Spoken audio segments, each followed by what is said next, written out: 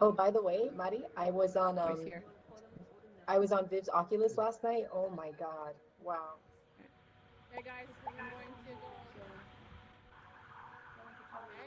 Should I leave my screen on, off, screen share on, off? What do you want me to do? I'll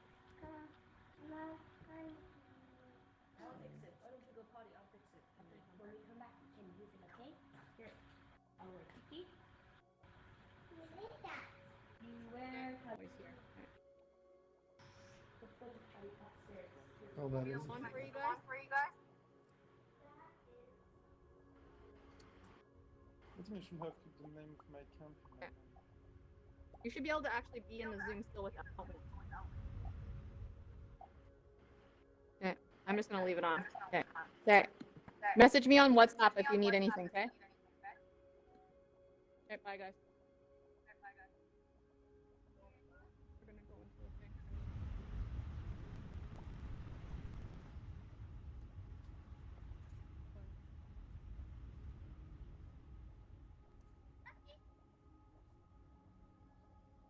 Really? Oh, yeah, a lot of people. Yeah. It's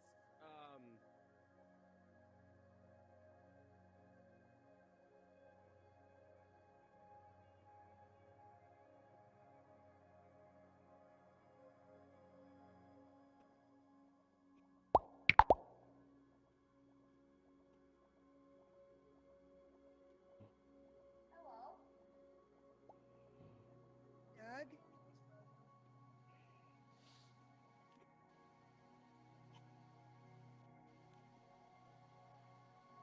Oh, there's Andy. Andy Justin fell. there? Andy fell.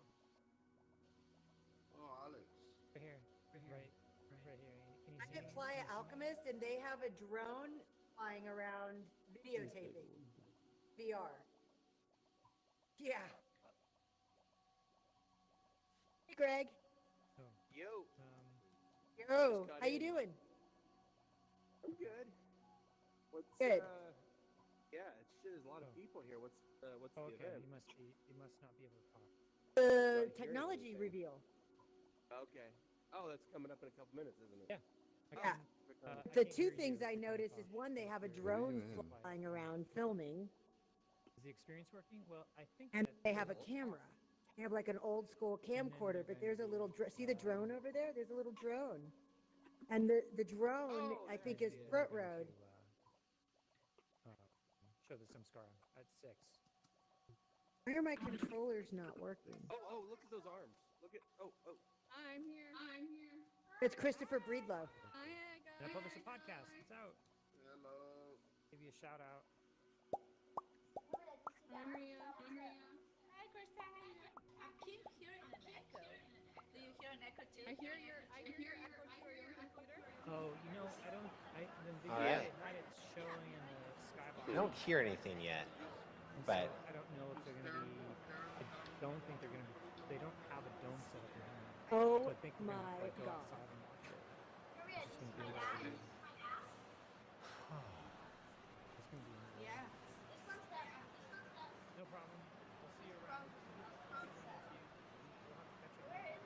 You got a hat on now, hey? I hear her talking, so she must be talking to somebody. You don't have a mic? Oh, Oh, okay. I'm gonna go check the portal. Stay here, okay? Stay here.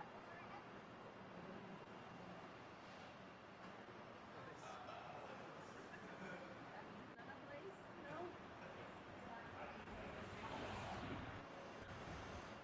Good. So there's this book that I read called The 20 Immutable Laws of Humanity. And one of the So things weird. it says is Who's talking? Da, da, da, da, da, da.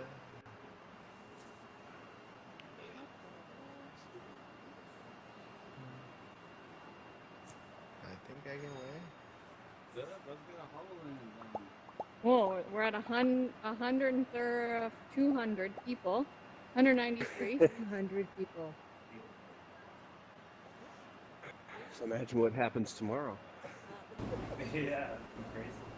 What? So my controllers are no longer clickable.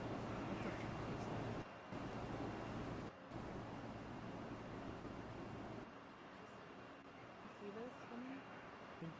No. What the fuck is that? The light ending. The hollow flotation.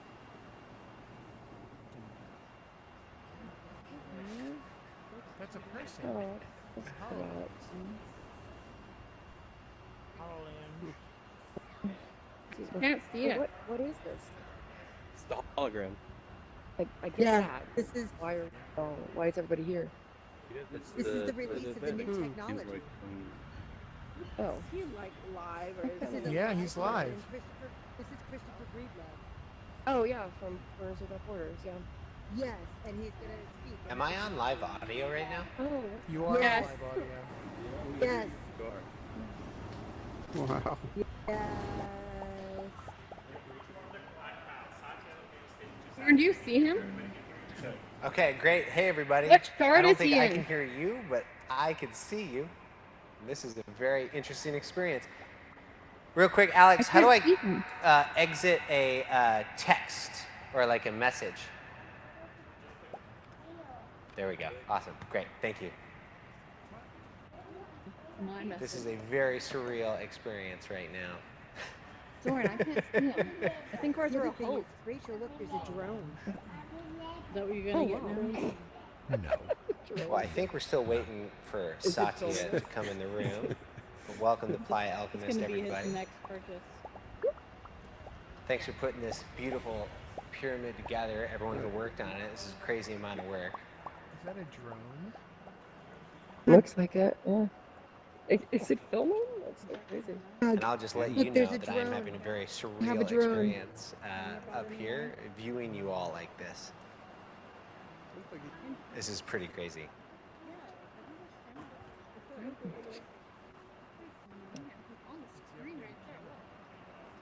I think those are. Huh. Hey, Crystal. Hi, Crystal. Yeah, right. Hi. Yeah. Some people look like The more I come shadows. into this BRC VR, I find that it's really interesting that I can start to recognize some of my friends, which I didn't think was actually going to happen. And so I just want to say hi to Crystal, because I see Crystal back there. Hey, Crystal. I see Athena over there. Hey, Athena. I put in the Discord, save the robot, LOL, too What? soon. I just blended a meat, don't mind, right? Like, can they see us? No, of course I not. think so. Yeah, he can see It's interesting because now I can actually dance for you guys too. You know, get a little movement in there. Got some legs. Woo! Right now. How is he? How is he seeing? I can't hear anybody. See the hollow. I can't hear anybody. No, if Satya's talking or something, I don't hear it. No, I know, but like, Great.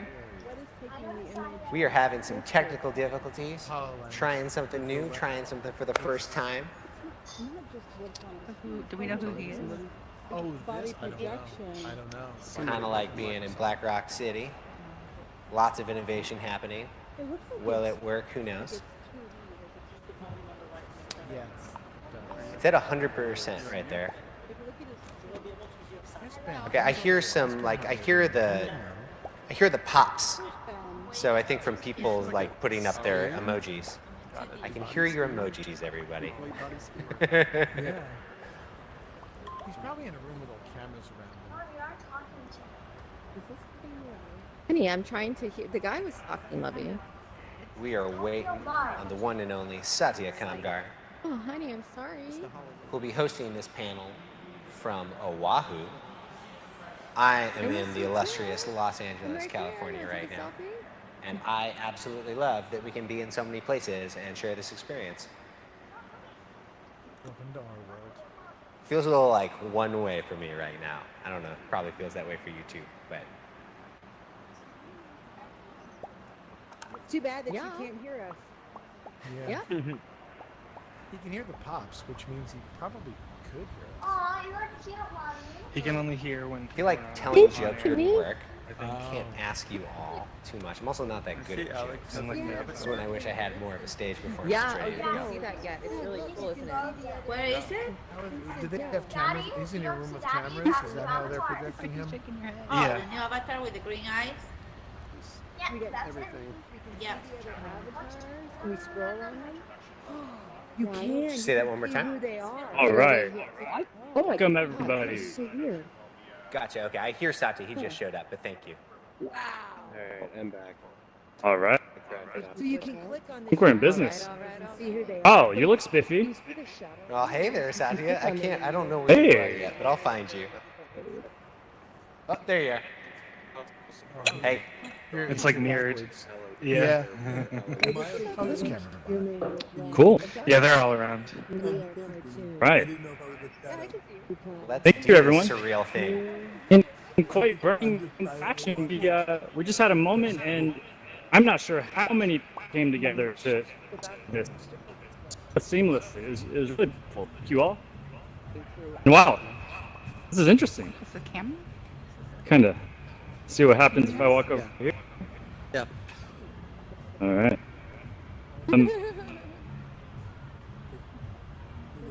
Can you talk? Can you hear me? Are you talking to me, Satya? Yeah. Yeah. I can hear you, my friend. Okay, great. Is any way you could turn up your mic a little bit? What? I can't hear you. I still can't You want hear my you. mic to turn up? I can hear you now. Yes. Do something. Give me 10 seconds.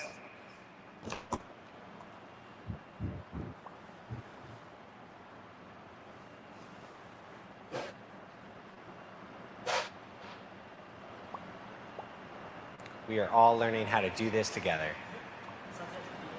Yeah, I mean, while we're hanging out, I'll just say, everybody, hey, my name is Christopher Breedlove. Super excited to see you all here. Cool, great. I can hear you great. Thank you. Great. Whatever we did. Are we good to go on your side? I believe we are. I think we were just waiting for you, my friend. Awesome, awesome.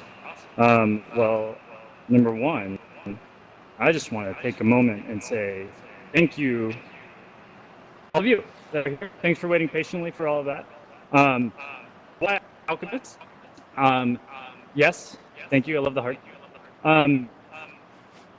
Take a moment to tell you what Black Alchemist is all about. We're founded with the vision of bringing alchemy to the playa. And what does alchemy mean? I didn't really know when I joined the camp. Our mission is transforming the self from lead to gold. And so our motto is transform yourself, transform the world. And that's what this camp is all about. Our ethos is all about transformation. And that's why you see this incredible structure before you that has been thought of for, I don't know how long, as one of the most transformative structures you can be in. And we actually build this on the playa. If you guys are familiar with the real Blackrock City in the physical space, we built a 70-foot metal pyramid.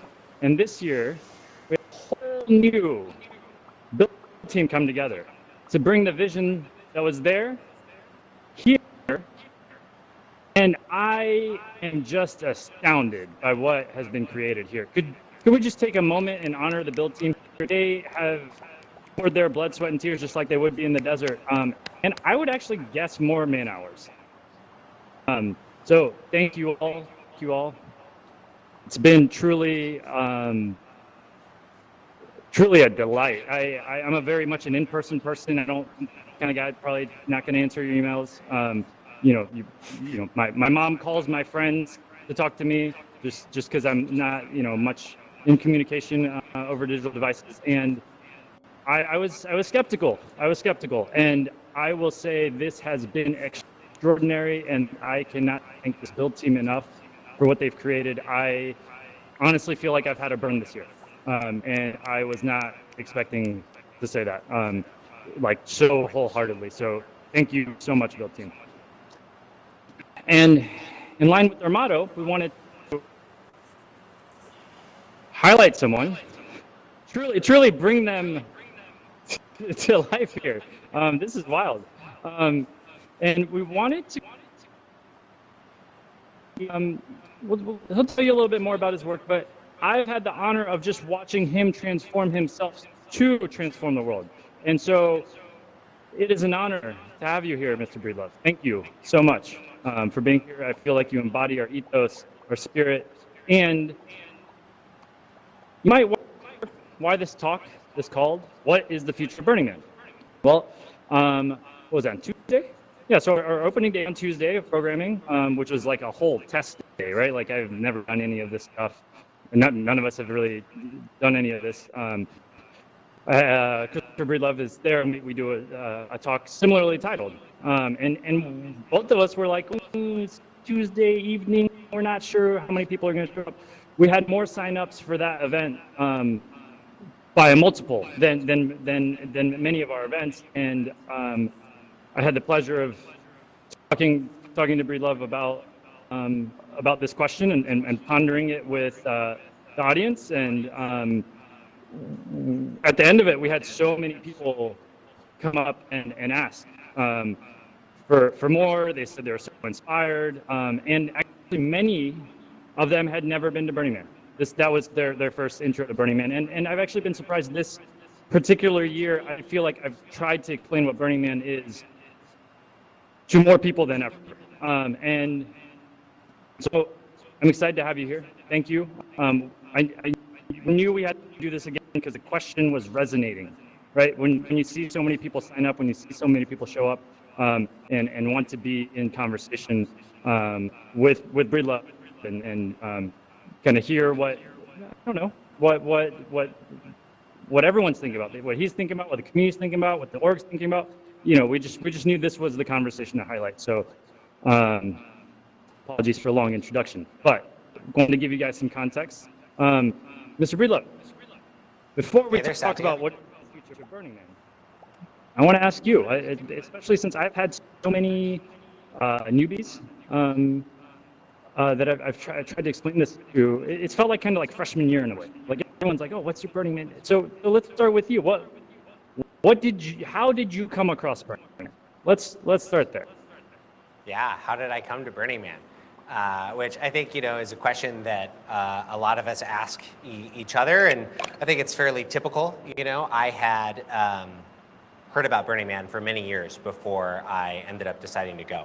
But in 2006, I was actually on this really amazing trip. And so in 2006, I was traveling across the United States in a nomadic school bus. And while I was on this nomadic school bus trip, I was actually making a documentary about counterculture and how people live in different ways. And, it's a super long story, but basically at the end of this trip, I decided to get off of this bus. I'd spent 2.5 months and traveled all across the country, down in Mexico, up the coast of California, and I was done. And my friend Darren said that he wanted to bring me to his favorite place in the world. And so I ended up kind of with not a lot of planning and only a little bit of information, finding myself at 19 years old, kind of thrown into the Black Rock City experience. And I think, as for any of us who have been, right, it's mind-blowing, and it really blew me back. But I think the most important thing that happened for me when I was at Burning Man that first time, I was amazed by the art, I was amazed by the city, the experience, but I found this certain camp that I felt a strong affinity for.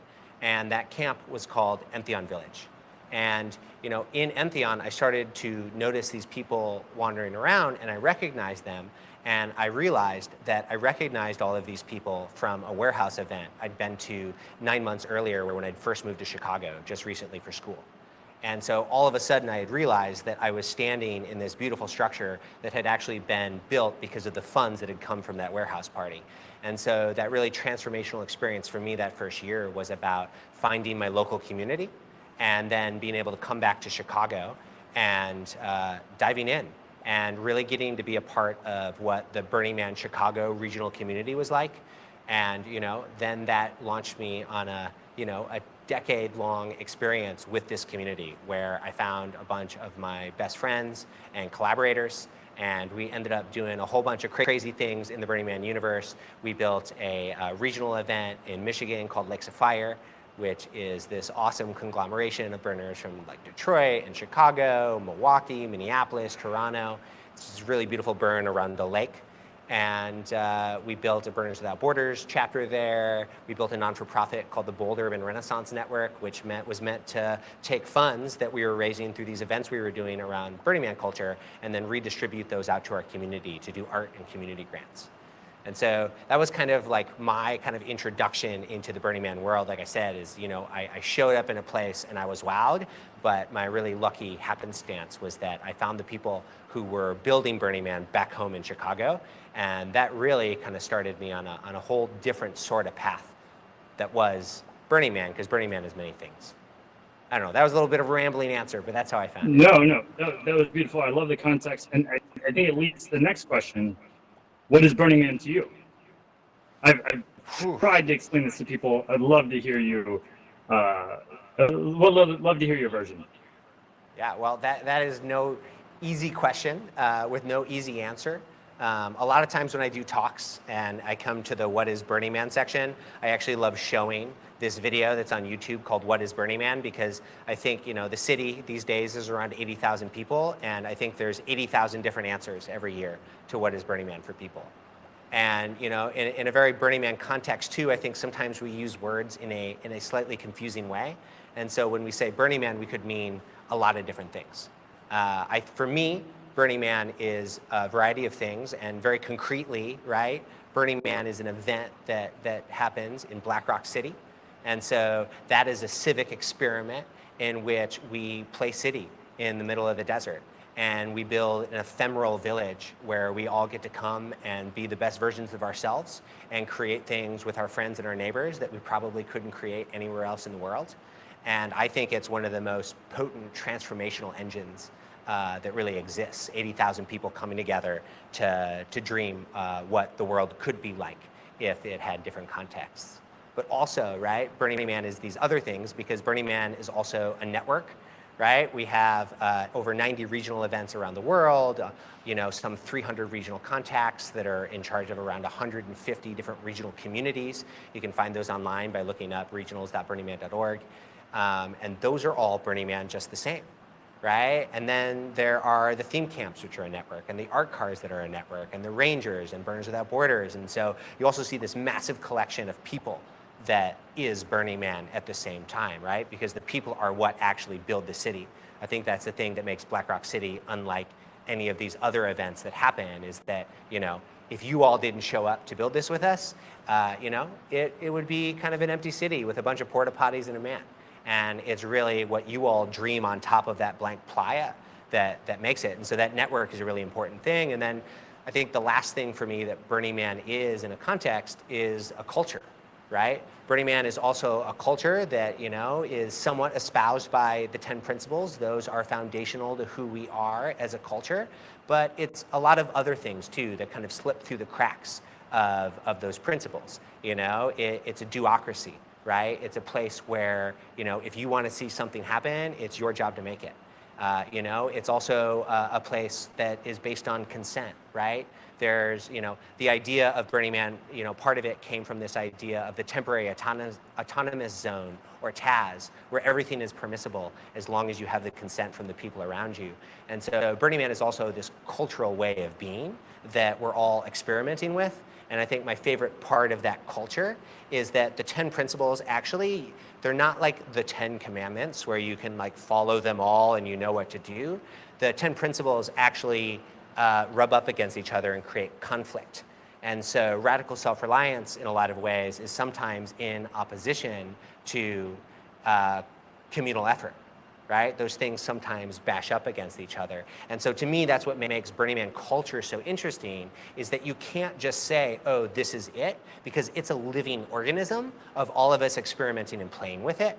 And it's that tension that happens when you rub those principles together that get all these different interpretations of what we're doing. And to me, that's why Burning Man culture is still alive 30 years later in the way that it is because instead of trying to prescribe something for us, they're trying to describe something, and then it's our job to live those things and figure out what works and what doesn't, and play in that iterative prototyping sort of way. Is that an answer to what Burning Man is, or did you want more of what Black Rock City is, Satya? You know, actually, why don't we talk about what Black Rock City is? I loved your answer there, and I think you're bringing up the point of there's almost the Burning Man culture, and then there's Black City. So let's go to Black Rock City. Sure. So, I guess I actually, can I try an experiment? I'm curious how many of you have been to Black Rock City. If you have, can you do your little hand thing above your head? I'm seeing some people, but definitely not all the people. Cool, awesome. I have no idea what the percentage is, but I love to get that feedback, right? And I think that's one of the really cool things that's happening right now in the multiverse, is that a lot of people who've probably never been to Black Rock City are all of a sudden getting to experience BRC VR and the other 8 multiverses right now. And so, yeah, what is Black Rock City? Very practically, I can hear you. Great, cool. I don't know. I got a little IP address thing, and it's gone. But really, practically, what is Black Rock City? It's a city for 80,000 people that happens in northern Nevada, about an hour and a half above Reno. And I think I said the word before, right? It's this massive civic experiment. It is a tabula rasa. It is a place where people can come and put their dreams out on the blank desert and see what happens. And to me, like when I say that civic experiment and kind of that word Black Rock City, I think, when that was coined, it was a joke, right? Like people were kind of playing with this idea in the desert of like, ha ha ha, we're a city. But today, when we build Black Rock City, we are the 4th largest city in the state of Nevada. And so that's no joke, And when you look at the infrastructure that there is there, it's actually incredible, right? We have an airport, NV88, which is the only temporary seasonal airport in the entire United States of America. It's incredible watching this kind of infrastructure, right? We have a bus station that's pulling people in and out, right? We have a couple post offices where you can actually mail things to the playa, and volunteers then help deliver your mail to your tent because the people who send it to you write the address of your city, right? For those of you who haven't necessarily seen the city, right? It's in this semicircular shape, and so we have an address, right? The clock goes from 2:30 all the way up to 10, 6 in the middle, which shoots out to the man in the temple, and then the streets going backwards go from Esplanade out to the letters, right? And so you can actually have addresses in the city, and that's how we find these events and our friends out there. I feel like I'm forgetting something. I feel like Black Rock City is such an intense experience, right? So, what else is there, right? There's city zoning. And so it's not a free-for-all, right? Like people apply to be in certain places, and certain places are open for camping, but we actually zone the city. And so we have little civic centers in these plazas where you can find certain resources, like where you go to get ice, or where you find a ranger if you're having some sort of a problem or a medical problem, so you can find the emergency medical team, which I just want to say is incredible. There is a world-class field hospital, in Black Rock City for when these problems arise and people need, medical attention. So, all of these things are Black Rock City. And then what are the participants bringing, right? The participants are bringing all different sorts of experiments. This pyramid is one example where they're doing talks and they're doing music. There's a lot of healing camps where they're doing yoga. There's sauna camps, which are some of my favorite things, is like going out into the desert and, like getting clean and steaming, right? There's food camps and there's cafes and there's lounges and there's these weird portals of experiences that you don't even know what they are. I think those are some of my favorite things to stumble upon in Black Rock City is, like one time we found this pop-up and there's a fridge in there, and you open up the fridge and there was an entire world inside of the fridge, and there was this jazz lounge with like UV posters, and it was all air conditioned, and it was this amazing bar. And so, I think that's part of the problem of describing what Black Rock City is. Like I said, there's 80,000 different answers to it, but for me, it's the place I go to spend a week with some of my best friends in the entire world. And it's a place to introduce artificial hardship to create deep, strong bonding because we're all fighting against the desert. And so if you kind of think about it, the enemy of my enemy is my friend. And out in Black Rock City, the desert is all of our enemies. And so we all come together in this amazing way that I haven't seen anywhere else in the world, where people are really trying to have the best experience they can have and gift to each other and work with each other and just create a magical oasis in the middle of nowhere. And then at the end, clean it all up without a trace. Beautiful, beautiful.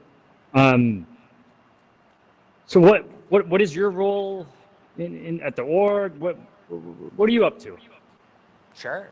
So yeah, I mean, I get the extreme privilege of working with the Burning Man project. I've been on staff for about 5 years, and I love it. I feel so honored to do what I get to do. And so my role within the organization is I'm the director of civic activation. And so that means I oversee a few teams that are really concentrating on what happens after the event. So it's every other week, everywhere else in the world. And I think I mentioned what a few of those teams are, but I'll say them real quick again, which is the regional network, which is these 90 events around the world, Africa Burn in South Africa, Flipside in Austin, Texas, Korea, Taiwan, Israel, all over the world. You got to check out your local communities. It's amazing. And there's community groups too. It is the Global Art Grants Program, which traditionally gives away around $100,000 a year to participatory and interactive art that gets built in other places in the world and is, a work of communities coming together, either in the creation or in the experience of it. It's the Civic Arts Program, which is about placing art out in the world. Like right now, there's still sculptures in San Jose. And lastly, Burners Without Borders, which is, unfairly probably the nearest and dearest to my heart because I've been working on it for over 10 years now. But Burners Without Borders is a social impact and civic engagement arm of the Burning Man Project, where we ask burners, if you wanted to imagine the principles out in the world with other communities that make impact, what do those look like? And so people are doing crazy projects like permaculture action days, where we bring hundreds of people together on a land project and do music and art, and we plant trees, and we work on mycelial remediation. There are people doing disaster relief right now in Houston, where they are doing resource distribution to people who have just been affected by the recent hurricane. And everything in between, including, I'll just say one project, this thing called Global Coalition that Satya and I are friends with this couple, Angie and Kyle, and right now they're in the Dominican Republic building sculptures based off of mythos from local communities, and they're involving the communities in the creation of these sculptures, and then they're going to go out into the ocean and they're going to sink this sculpture in the middle of the ocean, and then they're going to do coral regrowth science on it. So they're actually going to be regenerating coral in the middle of the ocean on top of this art, which is a myth from the local people. And that's a way that we can start to kind of help save our oceans. And at the same time, it also brings people in to dive and see these sculptures, which also brings ecotourism to the area. And so it connects people who want to learn more about the oceans of these local places. Like I said, it's regrowing coral. And burners are doing projects like this all the time that are blowing my mind. And so that's a little bit of a flavor of what Burners Without Borders is. And that's kind of my awesome role at Burning Man, is to help facilitate and support those type of projects.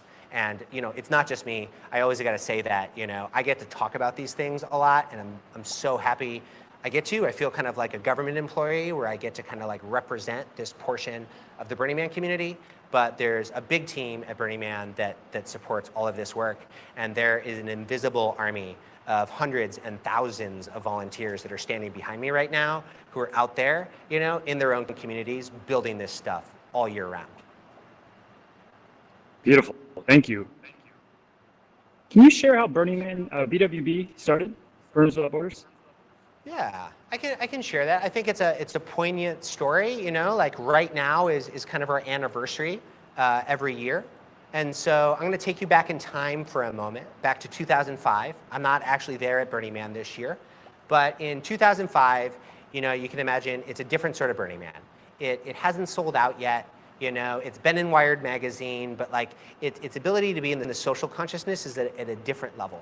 Also, you kind of think about what's going on in the world, cell phones are becoming much more ubiquitous, but they're still kind of new on the scene for everyone to have. Social media is just hitting it as well. I think that's the same year that Facebook went and hit colleges for the first time. And so it's a different sort of year. It's a different way we communicate. And Black Rock City is happening. And at the exact same moment, Hurricane Katrina is coming in and pummeling the Gulf Coast. And so what happens is people start to come into the city and share this story of what's happening. And there's this immediate and instinctual need to do something, because as everyone is chattering, as this story is starting to pass around the entire playa, people are realizing that their family, their friends, and some of our campers aren't going to be going back to the New Orleans and the Gulf Coast they left, because the destruction is so massive. And so all of a sudden, this mobilization happens on Playa, which is just phenomenal. And if you want to hear this whole story, there's a really great documentary called Burn on the Bayou that describes the whole thing. But in a quick summation, what happens is people start to walk around with those water barrels, and they start to collect cash in a city that doesn't have cash. And they raise a bunch of money so that it can go down there. People start to collect the tools. People start to collect the people. And people start to say, hey, we're going to go down there after this event. And so a small crew of people, after the temple burns, decide to pack up their truck, pack up these tools, and head down to New Orleans. And so this dusty truck of burners who just want to do something and aren't even sure what to do yet, they're not sure what they want to do yet, they head down to New Orleans. And again, this is a different time in Burning Man consciousness. And so these burners show up, and the military is like, burning what? Hey guys, we got a disaster. No thanks. And the Red Cross is like, yeah, you guys look a little weird. We're trying to figure this out. How about you go somewhere else? And so that was actually this huge blessing, because what happened is the volunteers, instead of going into New Orleans, decided to head to this little town called Biloxi. And Biloxi was just a little bit outside of New Orleans, and they found this Buddhist temple there. And what was really special about that is this Buddhist temple had just recently been consecrated and had been destroyed by the hurricane. And a bunch of the volunteers who went down were the temple crew. So all of a sudden, that temple crew had an affinity with this temple. And so that crew just decided to build a 40-foot geodesic dome and just start doing resource distribution, right? Started getting the supplies to the people they needed where they were. And then, while they were talking to the neighbors, which is now a huge tenet of everything we do in BWB, which is human-centered design, talking to your neighbors, figuring out what they need, they found that there was this gap in the social system. And so basically, if your house has been partly destroyed in a hurricane but hasn't been cleared out by a contractor, you can't qualify for a FEMA trailer yet. And so there's this line of people who are waiting for the contractors to come by to knock down the houses so that they can get the emergency housing. And that was a place we knew our volunteers could actually support. And so we got a donation of heavy equipment, and the volunteers then went out there and started to demo people's houses for free as a gift to the local community.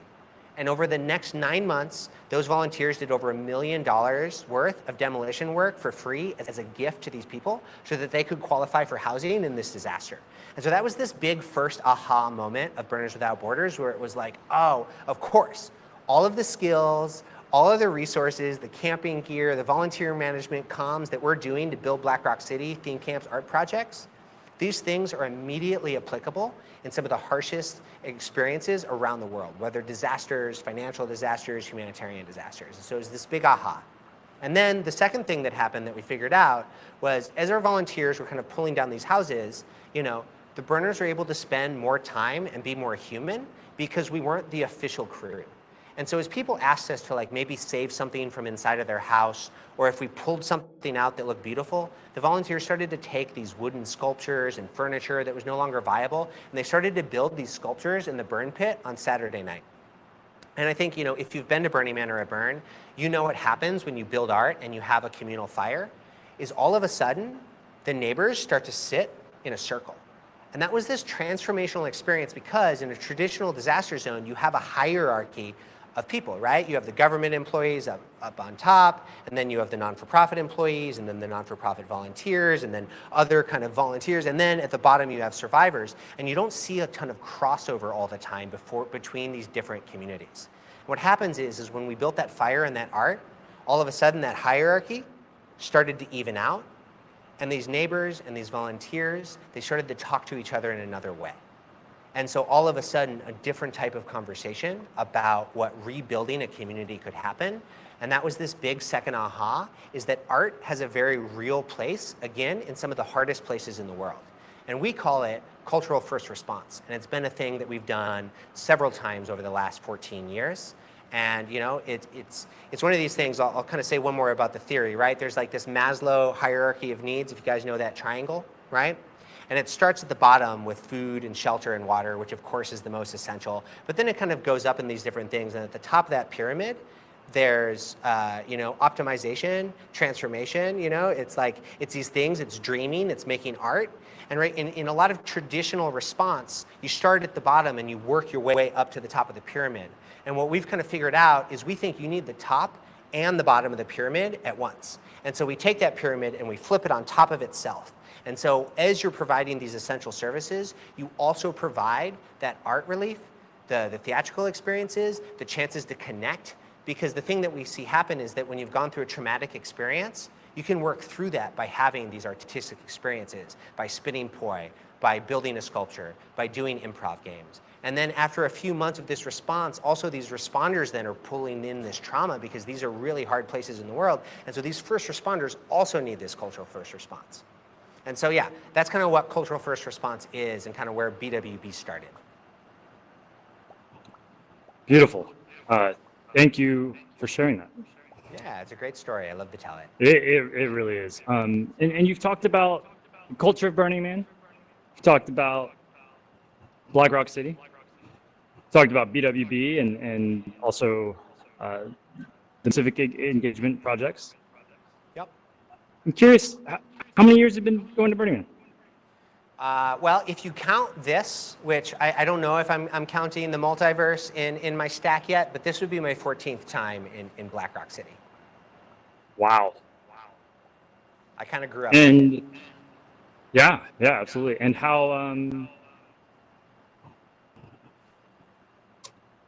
it feel to not be in the desert this year? Yeah, I mean, it's a double-edged sword. I mean, I think right now, right, I am deeply missing the Black Rock Desert. I'm deeply missing my camp and my friends. I'm deeply missing that experience where time all of a sudden floats into the background and we all get to jump into this flow state together. And I am also amazed at what's going on in the multiverse this year. I think that Burning Man Project took a huge risk in allowing 9 different universes to happen in this multiverse. And frankly, it's a little confusing to navigate, but so is Black Rock City. And so all of a sudden right now we're experiencing something that is so similar and yet so different. And I'm seeing like massive amounts of innovation and all different sorts of connection. I mean, like I'm in a HoloLens right now, being projected into VR, looking at all of you. I mean, this is a psychedelic experience that I'm having right now with all of you in this space. I mean, it's incredible. And I'm also amazed at how many people have decided to take their time and build these beautiful worlds for us. And so many different worlds that are, BRC VR has been around for a little while, but like, man, it's scaling right now in this amazing sort of way, and so many people are experiencing it. Last night we had a regionals mixer, which is, some of our Burning Man leaders from all around the world, and in that room I was talking to my friend Moose from Egypt, and my friend Nexus from DC, and Ian from Singapore, and it was like, holy cow, like this is a real experience I'm having right now with other people. And I think another thing that's happening in another one of these universes right now, which is called Infinite Playa, is this artist named Android Jones teamed up with this mycologist named Paul Stamets, and they built this like massive 5-story mushroom, and it's having talks and it's having music, and like it's so big you could never build that in the real Black Rock City. It's at a scale and a technological kind of point where like we couldn't do that. And so we're also seeing people create new things in the multiverse that, again, is this new level of what's happening for the Burning Man community. Also now anyone can come. We're testing radical inclusion in brand new ways. And I think I'm fascinated by it. I have a hard time saying too much about it now because I'm still in it and I'm still processing it. But what I'm really excited about is that I do think that this is part of the future, and I'm really interested to see how we start to merge these virtual worlds and the real life experience when we go back to the desert, because I think that's going to create even more interesting things. Like I imagine being able to have a HoloLens in the desert and being able to see that mushroom sculpture augmented onto the real playa, where all of a sudden things that have been built for the virtual universe are all of a sudden back. Am I still here? I may have just disappeared. Yeah, no, you're here. You're here. Right, Look at all this here. love. Let's try that. Can we give him some love? I just can't see anything, and so I'm going to keep on talking for a moment. But Yeah, and so, right, like what happens when that mushroom shows back up on top of the playa? I mean, like when we start to like mix these realities, I think that's kind of the next level of what's gonna happen. And I think, you know, in a way too, all of a sudden we get to challenge some of our principles that we're doing out here. Like what does decommodification mean in the multiverse? All of a sudden we have to interact with products in different ways. And we know that part of the Burning Man experience is about being decommodified and this gifting and having this different experience. But now we're seeing what the challenges are when we jump that orange trash fence and we come back out into the, when we jump that orange trash fence, we come out into the virtual world. And so I'm having also a little bit of a strange experience. I'm just going to share it with you guys. I have been able to see you this whole time, and you've kind of disappeared. And so I may be a little bit more disoriented for a moment, but I think I'll end my answer there, Satya. That's great. You can still hear me though, right? Can't hear anything. Should I step off for a second? I think you're good. I think I have a hack. Great. I'm going to disappear into another world. I'm going to transcend. I'm going to go talk to the spiritual advisors up in the world, and I'll be right back. Cool. Awesome. Guys, why don't we take a moment to stretch and say hi to your neighbor. I put on speaker series, and also when I go to a speaker series, I'm most excited to meet the person standing next to me. There's a saying I heard recently, go for the content, you stay for the community. So right now, let's take a moment to connect with the community around you right now. Hi. Hey, how's it going? Good. How are you? I'm doing good. This is pretty cool. Yeah, it is cool. I took Benjamin quiz last night, which was really awesome. Oh yeah. My friend. Yeah. Hey, nice to see you. So what is it? Is he on? You're like after stage, and then he's what's going on? Explain. Yeah, it's got a HoloLens. You can see the stuff on his HoloLens because they're MREs. They work on the HoloLens, and then they green screen. How's it going? And that's how we see him on stage. Wonder, this is crazy good. But is he even frozen? Like I'm Marshmallow. I'm gonna edge you. Oh, he was moving Oh, for me. oh, nice. Lucky. This is. We knew this so was the soon. first time this was ever Hi, Jen. in the Hi. world, so quite exciting. Nice to meet you. Expected to have a Nice to meet you too. Oh, Jen. Those There's a drones are piece that was on Very creepy. good, right? It's called Yeah. Agents You All are Powerful. creepy. It's about a You are Jen. creeping me out. I screwed up our You should photo. check it out. Cool. Santa Clarita. It's Yeah, like that's it's a a comedy. No. It's actually funny. You should get by Nighttime, you're and go kind of check out this. Ajax All Powerful. The drone. Did you like the it? drone wants to be my friend. Did like it. Henry Winsor. Did you get to see the movie? Sure, drone. I wanna, man, The thumbs the up radical and inclusion exhibit? thing when they say that it reminds Oh, me I like, didn't know the timing. I feel I saw bad that. for the VR chatters who Oh, don't okay. VR burn right now, and I've been working on a world for like a year, but it's not like it's only just one world, you know what I mean? Okay. Hi. And I wish I finished it in time. I probably could still for the weekend, Oh. but This is pretty amazing. Great job with the event. He was emphasizing that all of the things were like there's Wait, no, worlds I'm in ready. this world. And Okay. most of it happened the week most of it happened the week before and during the week. And so like how to really empower people to build like in the last minute. Did we get a photo? The last week. I've seen it on your I've seen it on your Twitter. Do you actually hear me right now? Hey, I can hear you. Oh, that's good. I got Crystal, can you hear me? Yes, I hear. Perfect. Oh, good. But yeah. I saw it in your Twitter. It's a great event. Thanks so much for sharing that. We'll be able to use it on the phones. With your hand, That's going to take I another have spent so much time in here. radical I've been in here if you only for a week. have a I cell think. phone, you can't see everything. At least Hey, for Satya, are you there? yeah, Hey, kids. exactly. Yeah. Yes, but I'm cool with not good at it. And when I slide. Is this a Burning Man miracle? Oh, hey, Leela. Hey, Are you talking to me? when I fly. I'm only talking to you, brother. They've got Okay. Well, I am having a new experience. I transcended and I went into this entirely different universe and I met these creators who can travel through space in a totally different sort of way. And so they took away my headset and they gave me these headphones, and it was very surreal, but I'm back now. Wow. It's a mixed reality experience, it sounds like. Oh man, it's hard to travel between different universes like that, but I'm up for the challenge. Cool. So now that Mr. Breedlove's back, we're gonna close the beautiful conversations I heard you guys having. We're gonna mute all. It just helps us have a more present conversation. But we appreciate you rolling with us. Honestly, I know that sounds weird. These are my favorite moments of Burning Man.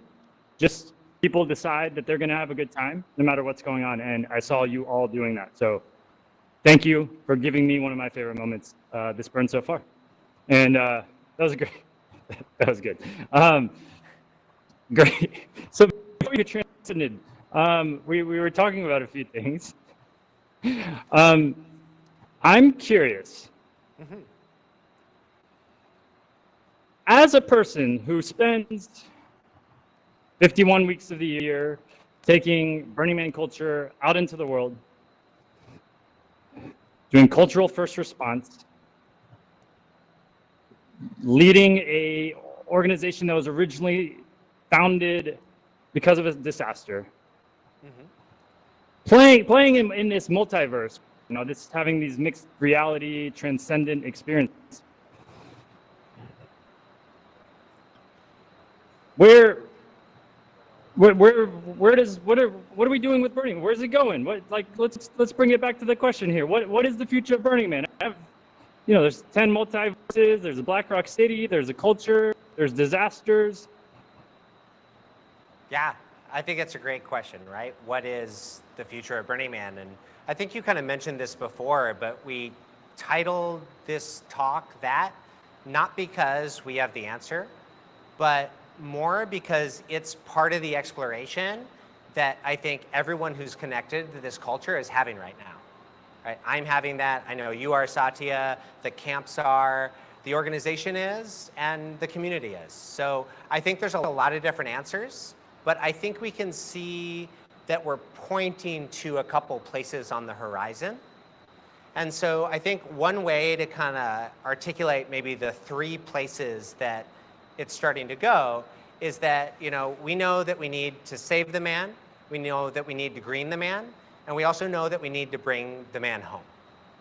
And so for me, let's slow that down. Go ahead. Yeah, let's do one at a time. That sounded awesome. Yeah, so save the man, I think that, at the end of the day, one of the main things that we need to really focus on is how do we save the ability to have the experience in Black Rock City. It's a massively logistical and difficult event to pull off, working with government agencies, running so many of these departments fully on volunteers. It's a massive effort. And so one of those things we need to focus on right now is how do we rebuild that infrastructure within the organization to make sure that no matter what happens in 2021, we'll be able to bring Black Rock City back when the world is ready for events at that size. And so that's one of those things that the organization is looking at really deeply right now is, again, how do we build that muscle mass? How do we look at the cracks in the infrastructure? Because this is a crisis moment and you should never let a good disaster go to waste. And so how do we take this moment to really look at where those fractures are and build more resilient systems into them? I think that kind of answers what I mean by save the man, right? It's like the thing that feels important is that we don't want to abandon the crucible where this culture was born because it's an essential part of this experience. And I'm a person who loves the global culture. That's where I spend most of my time, but I don't think they're mutually exclusive. I think what happens is that we see people come to the desert and they do these experiences, they do experiments, they build communities, and they get transformed. They create communities that are more resilient, connected, and creative.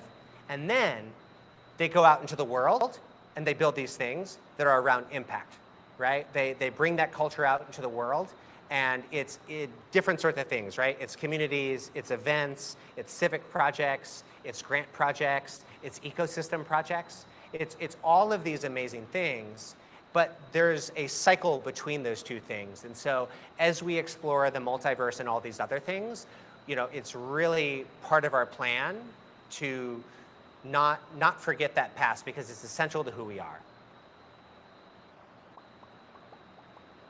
Beautiful, thank you. Yeah, love seeing those hearts. Good, I can't see them, so you can tell me what the emoji response is. You're getting a bunch of hearts. You're getting a bunch of hearts.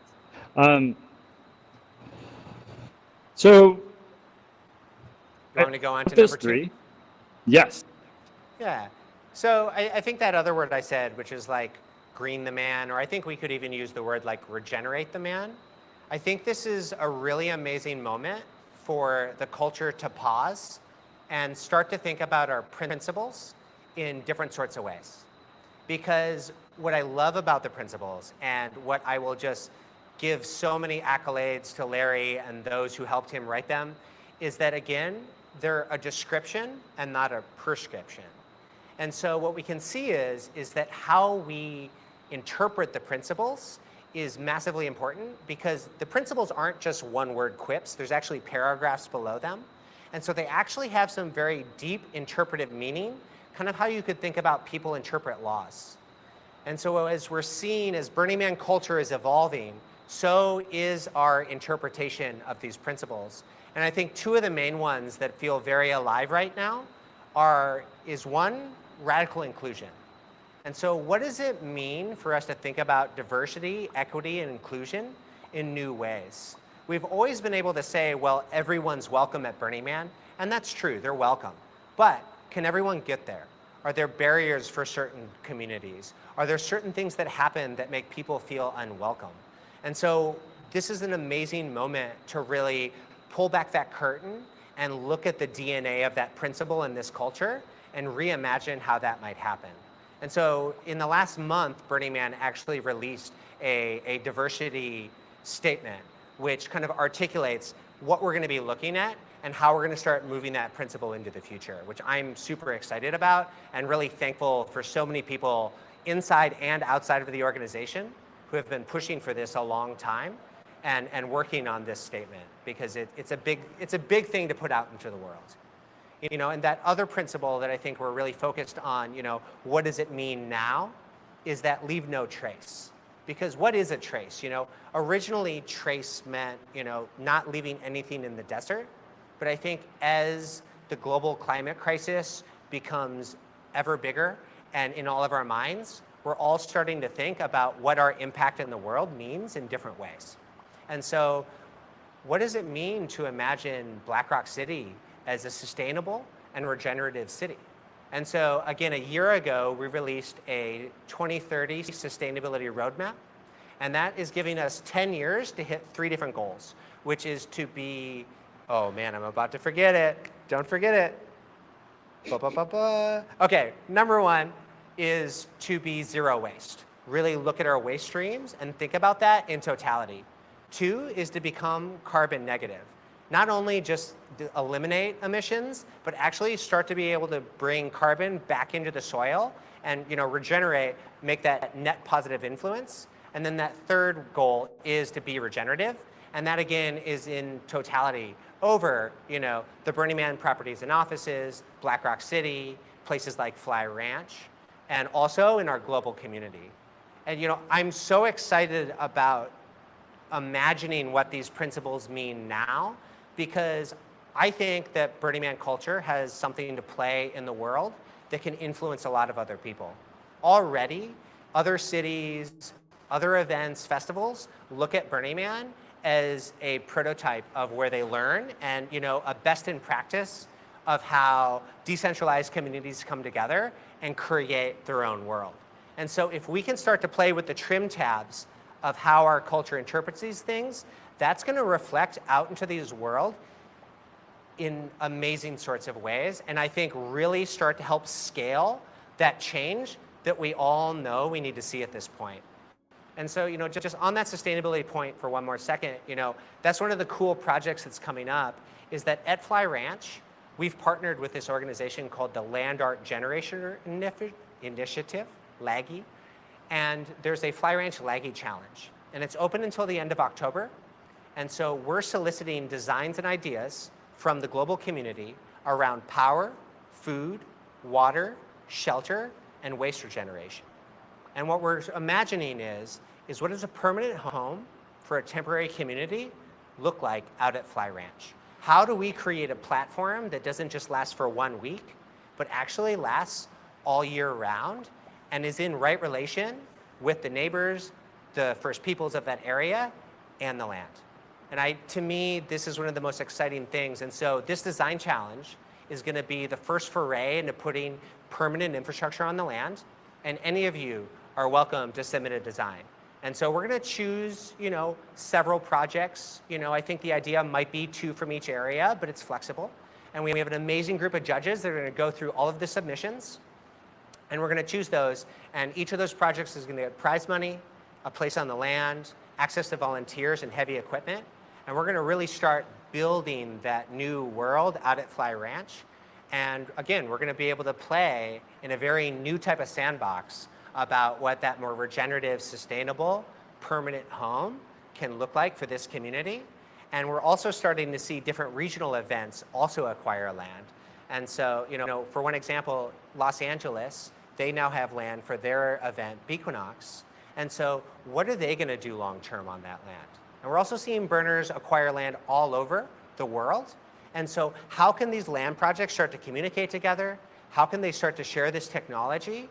And how can we imagine permanent hubs for art and community and creativity that feels so good when we're in it? Because all of a sudden, we're producing food in the place that we are, we're producing power in the place that we are, and we're actually reintegrated into that closed loop infrastructure of these places. And that, to me, is super exciting and part of that regenerative future. That's beautiful. Yeah, I'm excited about it, if you can't tell. Thank you. I guess I probably should have asked you about this before we got here, but I have to ask. You're talking about sustainability. You're talking about the future, and I remember getting an email asking for me to donate the funds I put on my ticket to the org because it didn't sound like things were too sustainable for too long. And quite frankly, I haven't heard anything about that since. Is the problem solved? Where are we with that issue on sustainability? Yeah, well, the problem isn't solved, and you can actually go online to the Burning Man Journal and find several different articles that really articulate what's going on with Burning Man in the financial sense. We've worked really hard to show the community in a very open way what's going on. But this is the crisis moment, and I'm excited by it, but it's also really real because all of a sudden, not the totality, but almost all of the Burning Man income that's been able to come in has kind of disappeared with Black Rock City. And so lots of amazing people did donate their tickets to the organization, and we're so thankful for that. And there have also been a few grants and some donations along the way, which is also super helpful and why we're able to be here today and continue this work, not only saving the man, but also doing this global work. But we're not there yet. And so we do need support, and it's going to be up to this community to see what happens. And so again, you can actually go through and look at all those numbers on the Burning Man Journal and the Burning Man website, but this is one of those moments where we get to see where those cracks in the armor is, what part of our muscles aren't fully formed. And it's an amazing moment because again, we get to also reimagine what the value exchange between the Burning Man organization and the Burning Man community is. But we can't do that, and we can't hit all of these goals if we can't figure out how to make this all viable. And so you're right, in a sustainable sort of way, we also need to be having very different conversations, sometimes somewhat uncomfortable conversations.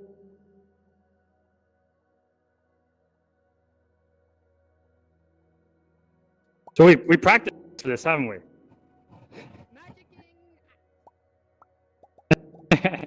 I'm gonna stay tuned for messages from our creators. If you guys don't mind, can we unmute everyone and let everyone discuss amongst themselves?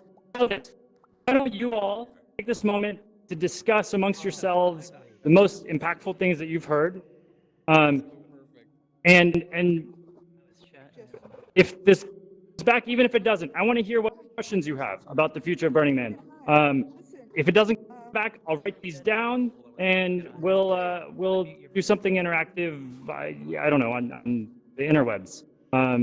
Take a moment, meet these people. They're amazing and incredible right next to you, and I would love to hear what questions you have.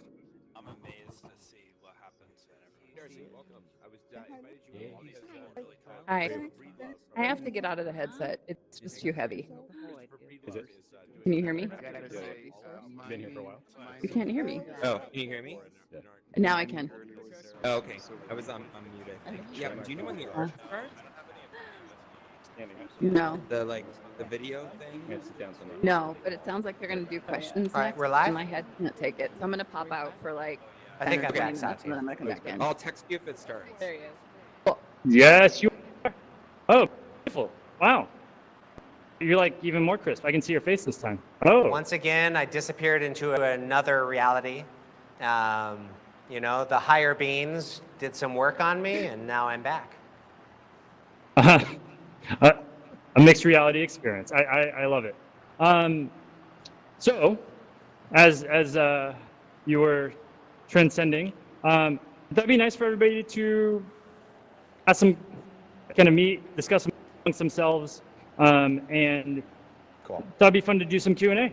And Well, ask actually, a could couple I say questions. one more thing before we do the Q&A? Yeah, absolutely. Great. Cool. So, you know, I think where we kind of left off, right, is you asked about the sustainability, and obviously finances are a part of that. And I think, again, you know, the question is what do we do in the meantime? And so one of those answers is that kind of regenerate the man, explore the principles, explore the culture. But I think the third goal is that idea of bringing the man home. And so how do we start to help burners do several things, right? How do we help burners connect each other and find each other better, right? Because we already know that when burners meet each other, when they come together, they get turned on, they get excited, and they go out in the world and build bigger things than we could ever imagine. And so one of our main goals is how do we connect people, right? Not only how do we connect people, but how do we connect infrastructure? You know, and that's one of the projects that we're working on in Burners Without Borders is building a resource map. And so all of this theme camp infrastructure, art cars, art collectives, could we imagine a map around the world of where it is? And the other 10 months of the year, it's available to people who want to do community projects, land projects, disaster relief projects. And we've already been seeing this happen in an organic way. And so how do we facilitate these connections happen even faster?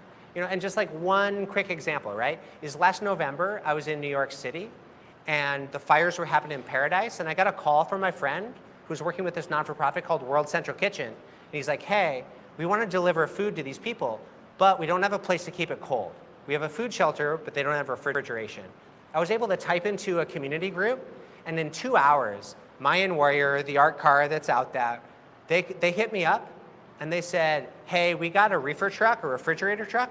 Where do you need it and when?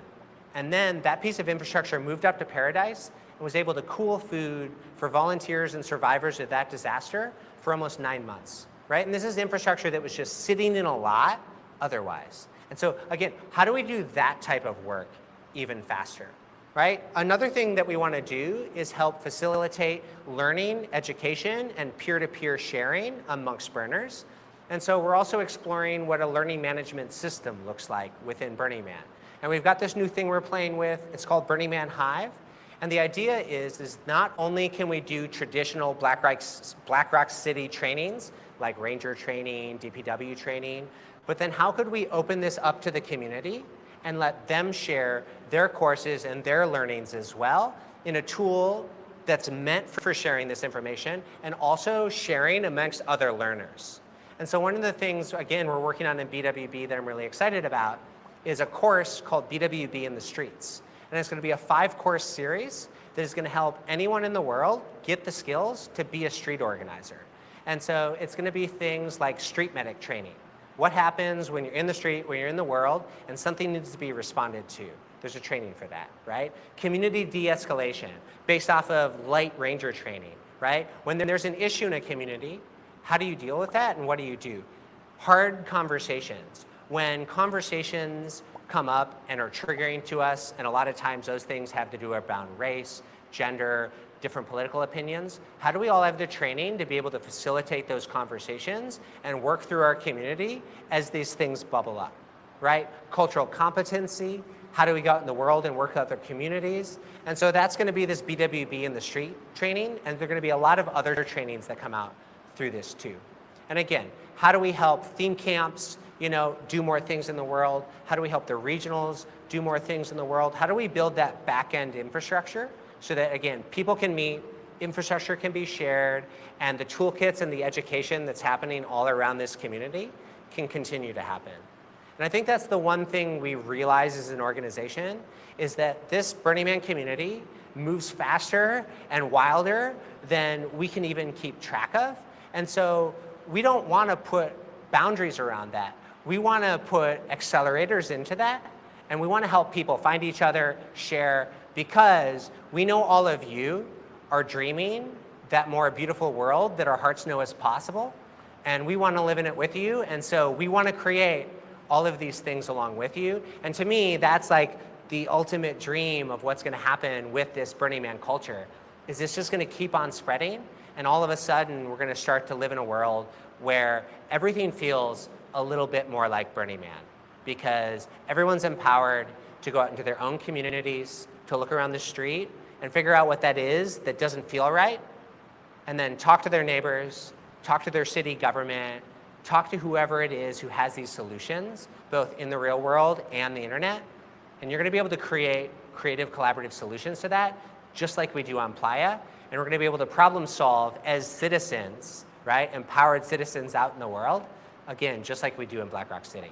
So to me, that's kind of like the most exciting part of it, because as this culture scales, I just, again, keep on being wowed by the projects and the people who are coming through this network.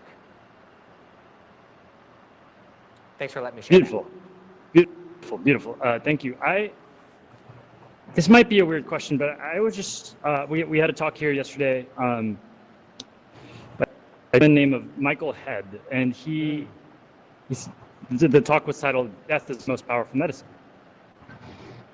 And I've, in the last, 5 minutes, I've been like, just in my head, like, I don't want to ask this, I don't want to ask this, I don't want to ask, but it just kind of kept coming back. And sounds like you're gonna ask. And so here I am. And it's not, he just really drove home to me how important it is to think of the possibility. Think of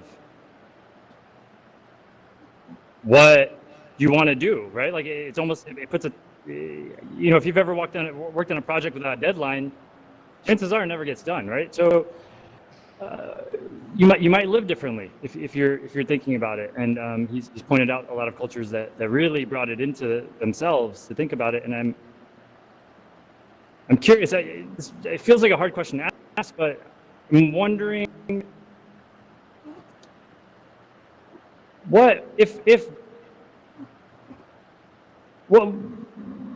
what's the afterlife? If this is it, if Black Rock City can't do it anymore. Yeah, what is the afterlife? What an interesting question. I have to think about that for a moment. I mean, right, like, I don't want to imagine a world where Black Rock City doesn't happen again, and I feel pretty sure that it will. I don't know when, but I feel pretty sure that it will because of the love that we have for that place. But I think all of those things that I was just talking about, they are the afterlife. Like, this culture is already out in the world. I don't think it has to jump anywhere. I don't think it has to go anywhere. But it is up to all of us as burners to be bringing that story and that idea out into the world. You know, and I think that we have a moment to even explore different ideas of how we could innovate, right? I mean, we do have Fly Ranch, 3,800 acres, 150 pools of water. You know, it's this amazing fertile land just 12 miles farther than where Black Rock City happens. And you know, if Black Rock City couldn't happen, how could we imagine a different series of events there in which we get to play with contact tracing, with testing, you know, where we could start to play with different levers of what that Black Rock City experience feels like. What happens if we ban generators? What happens if we only allowed alternative energy, right? What happens if we change the rules of how sound works in the city and we could create an entirely new Burning Man experience? And then when Black Rock City does come back, you know, how do we then take what we've learned in these new prototypes and bring that back into Black Rock City? And so to me, it's not an afterlife. To me, it's kind of what happens here in the interim. What are the experiments we want to play? What are the things we want to try? And then I'm, again, so fascinated is what happens when it comes back to that cycle of the desert. Because again, it's a flow and a cycle to me. So I don't think they're mutually exclusive. And again, the culture's already out there. Last weekend, there was this burn in Lithuania called Amber Burn. And some friends were sending me a video. I mean, it is Burning Man. All of these regional burns, all of these projects are Burning Man. And I think that's one of my favorite quotes, right? Is you don't have to go to the Capitol to be a citizen. You don't have to go to Washington, D.C. to be an American. And you don't have to go to Black Rock City to be a burner. Anyone can be a burner. You may already be a member. Beautiful. I'm actually so nervous to ask that question. I'm glad I asked it. It's kind of hilarious that you've transcended just giving this talk a few times. It's really interesting when you see that happen. Yeah, Satya, could I just add one more thing there? Yeah. Because the thing I was thinking about too, right, is I talked about these things in a very kind of maybe abstract or future looking, but I also want to remind people that the communities to connect with and these tools already exist. And so that's really what we stand for in this like Burning Man global activation world, which is what do you want to see happen? Dream it up and then bring that project to us so that we can connect you with the things that you need, right? Like we already have the volunteer networks and some of the most creative, awesome people in the world. And so what skills do you need? What people do you need to bring these projects into the world? Like you can get connected with those. I already mentioned the infrastructure, right? A lot of that stuff already exists. How do we get you connected with the land, the tools, the physical hard infrastructure that you need to make these things reality? And then how do we help you tell your story out to the world? How do we help broadcast that out to the Burning Man community and beyond so that you can share what you're learning, you can share what you're iterating? And I think that's the place that you can just engage in today. Again, that is the afterlife. We're in the afterlife. And we get to play in the creation of this culture every day by how we choose what we want to bring to the world. And I know I already said it, but I really do. I'm holding this vision for this more beautiful world our hearts know is possible, which is a phrase by this writer named Charles Eisenstein. And how do we dream that up? Because then as we enact it through our lives, because this culture is being, again, enacted by us in every moment, Burning Man culture and history is being created right now. This is going to be in the Burning Man history books. So how we show up right now creates that new narrative of where this culture is going. And so what is the future of Burning Man? Again, it's what we're all envisioning. It's what we're all creating. And the biggest question is what is it to you? Because that's what it's going to be. Thank you. Yeah, thanks. On that note, thank you. Yes. I'm getting into this emoji thing. It's kind of funny. I can't see them. Christopher, thank you so much. we are a little bit over on time, and I did promise you all that there'd be a Q&A. So in honor of holding integrity to both things, if you truly have a dying question, like it has to be such a good question that you know I will not ask it or answer it. It's not just amazing. If you truly have an amazing question for Breedlove, then can they raise their hand? Raise those hands. All right. Raised. Oh, here. I got it. I got to turn something on real quick. Okay. Well, I just want to Great. say while you're bringing those questions up, Satya, thank you for facilitating this conversation.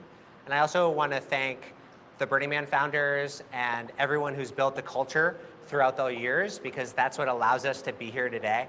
You know, so many people have done so much work. And then also in these virtual experiences, just really want to do a piece of gratitude to everyone who's been building these experiences for us, and particularly this Pyramid crew for building this place we're in right now. I just want you all to know I'm super grateful for all of that, because that's what's creating this moment. Awesome. Thank you. These are the conversations and experiences that make it worth it for me, and I think everybody. I think we have a hand raised by Dekai. That's right. Oh, Dekai.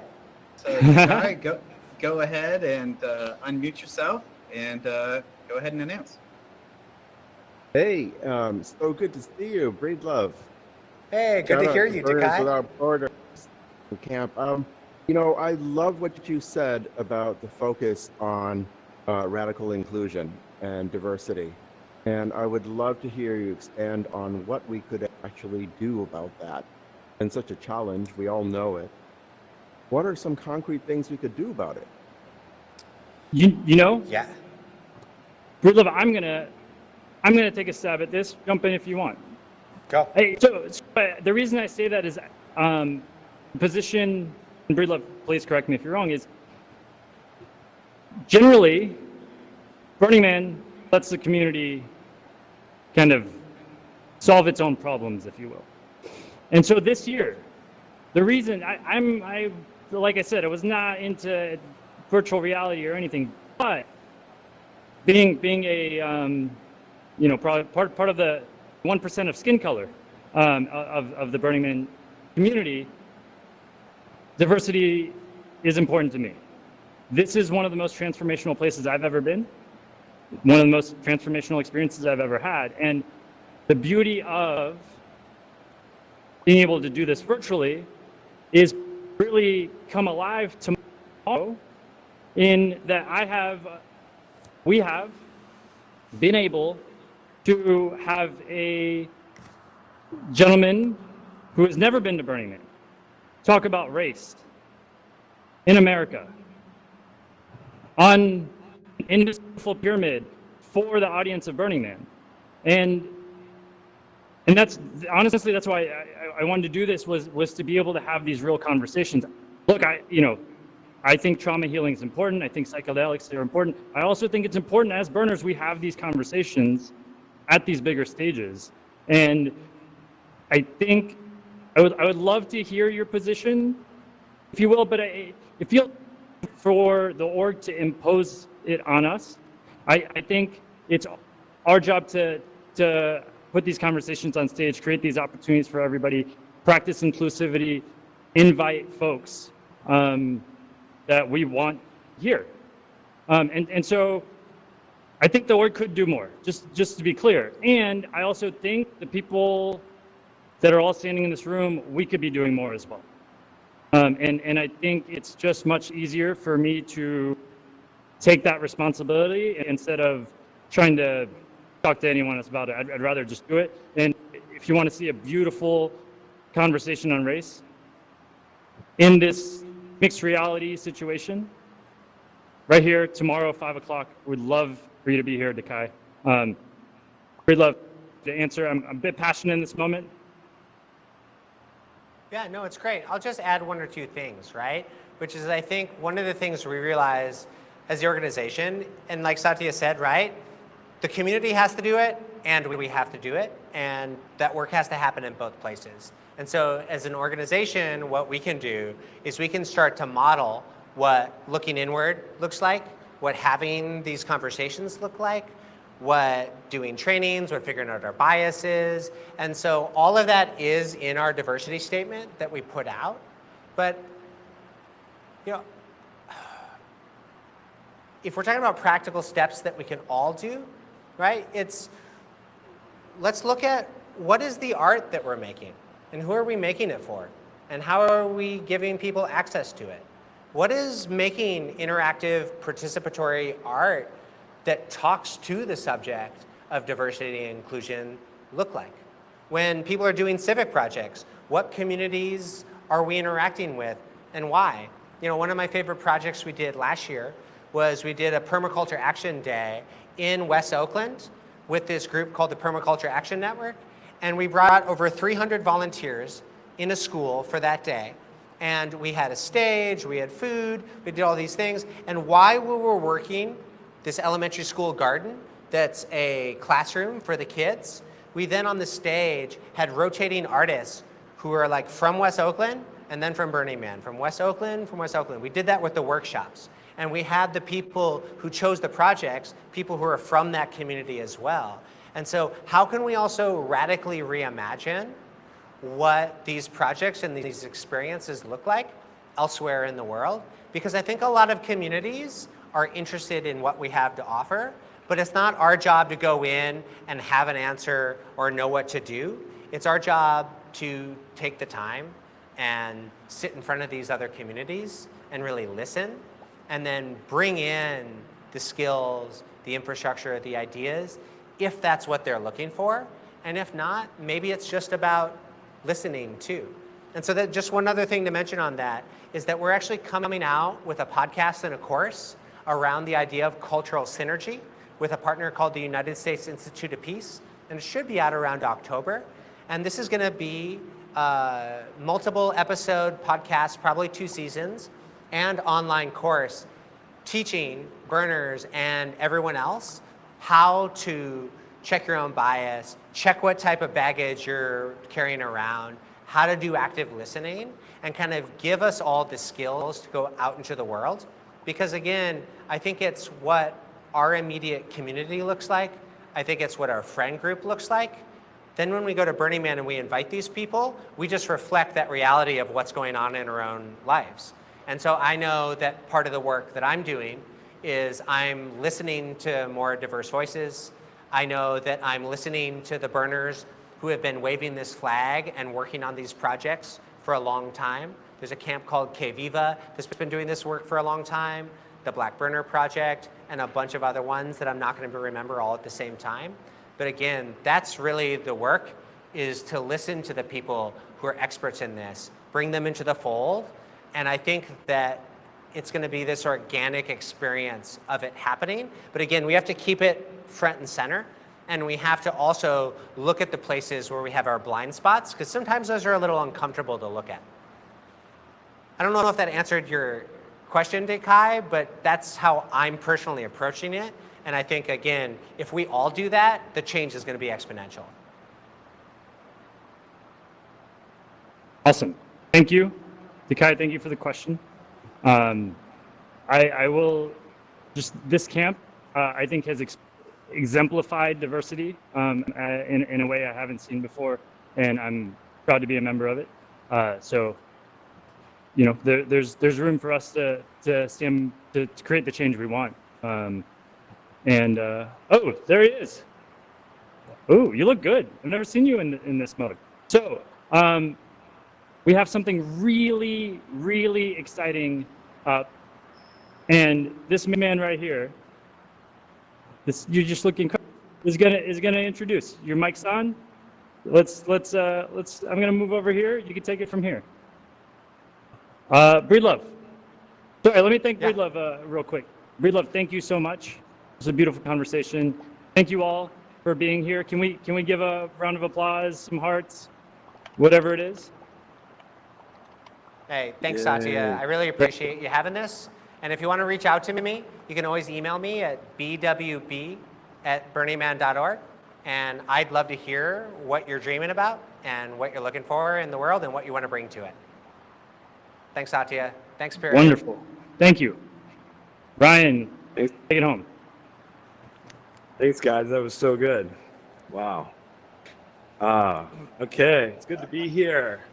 So what's up, friends, burners, family, and digital avatars from around the world?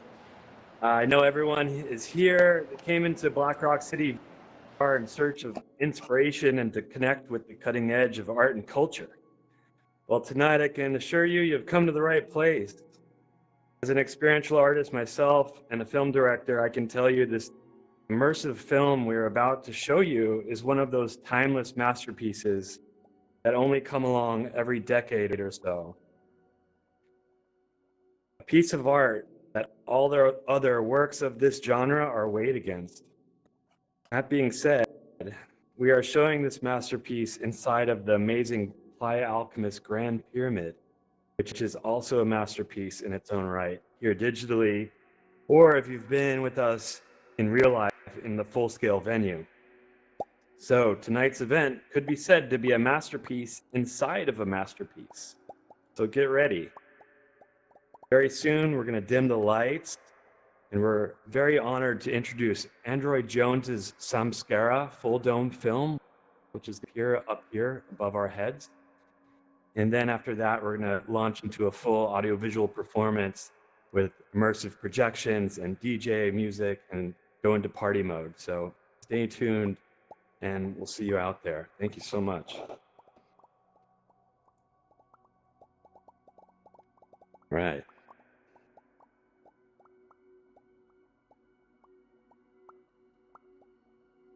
On night mode.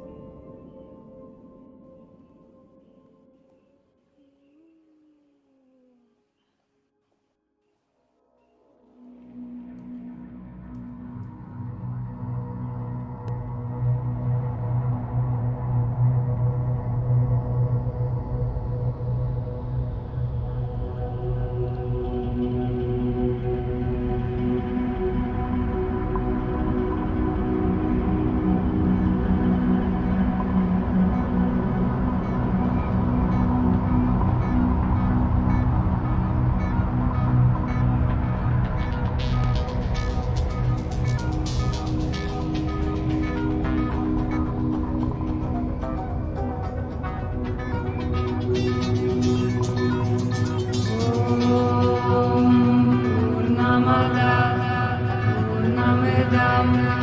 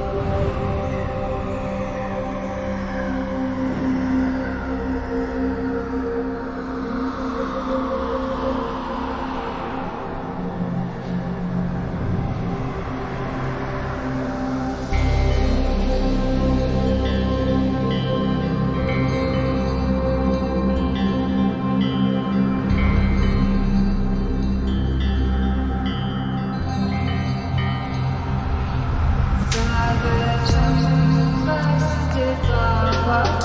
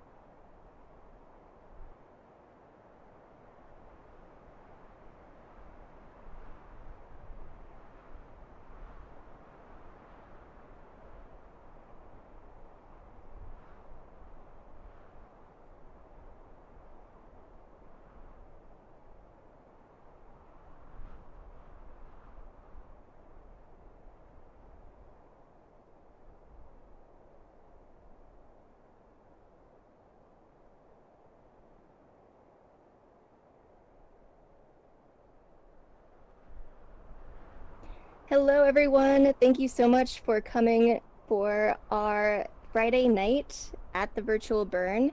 My name is Keegan. I'm with PlayAlchemist. I'm really glad that you're all here today. We got a couple minutes to mingle, hang out, but the party has just gotten started. So please don't leave yet, or if you do, make sure you come back with your tribe and your friends and your new friends. But we're really excited. Just give us a couple minutes to get set up, and we will be introing an awesome musical set for you all to come and enjoy. So hold tight. Definitely meet the people next to you. I highly encourage you, if you're shy, if you're fairly new to this virtual world, if you're new to Burning Man, the thing that a lot of burners might recommend is be bold, assume that people want to talk to you, assume people want to say hi. So highly recommend just walking up to somebody and say, hey, my name is, or I love this, or I did this today. Whatever it is that floats your boat, definitely make a friend, and we'll get the music started shortly.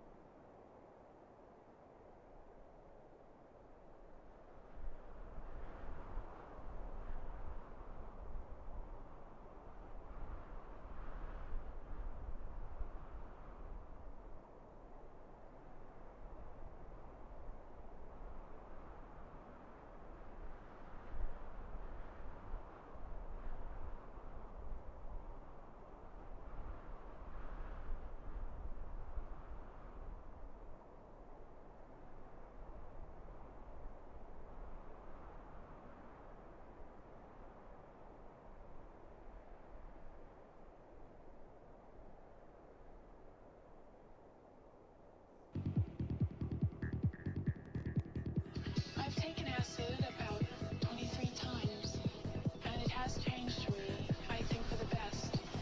It's made me more perceptive, more sensitive to the world around me, to people, to color, to just beauty, beauty, beauty, beauty, beauty, beauty, beauty, beauty, beauty,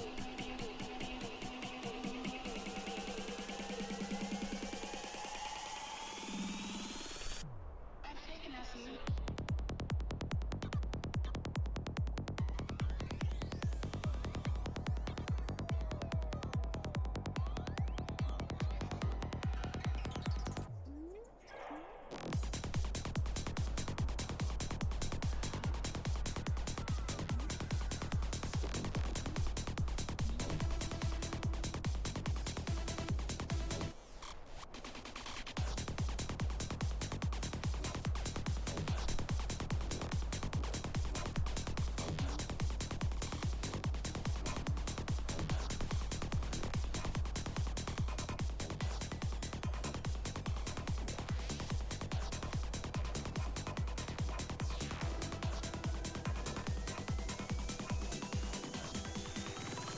Everything seems very much alive.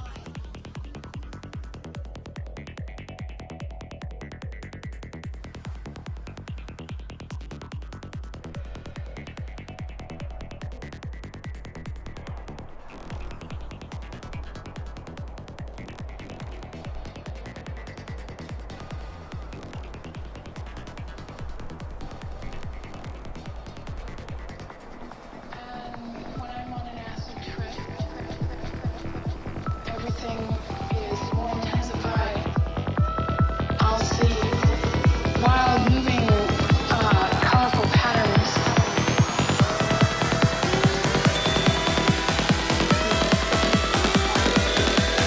What's that?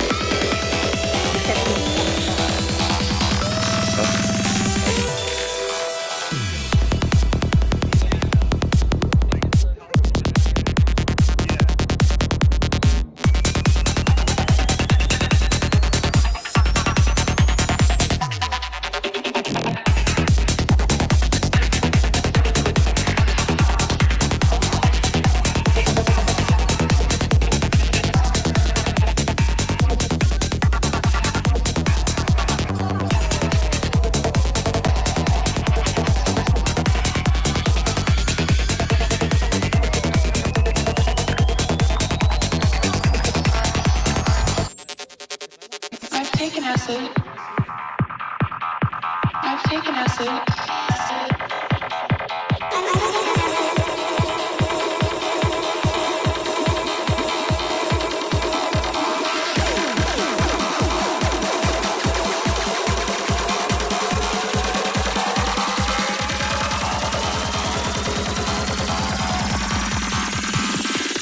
I've taken acid.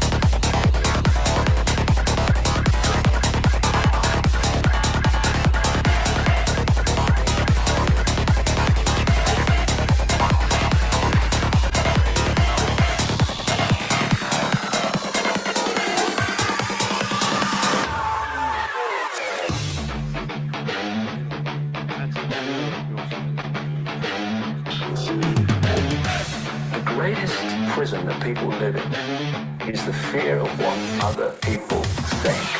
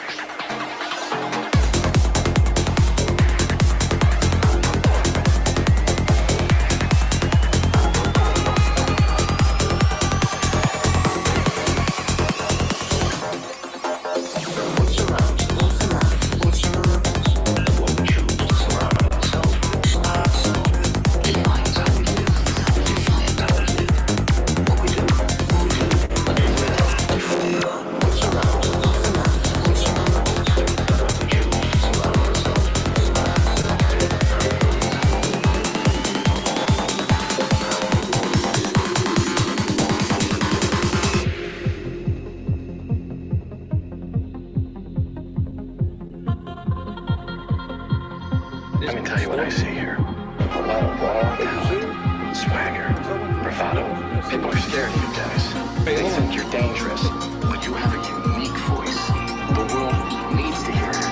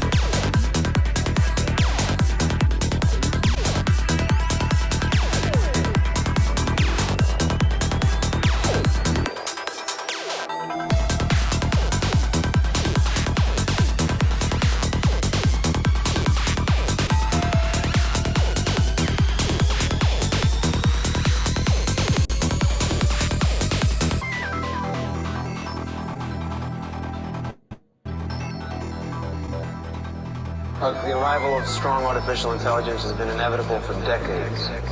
The variable was when, not if.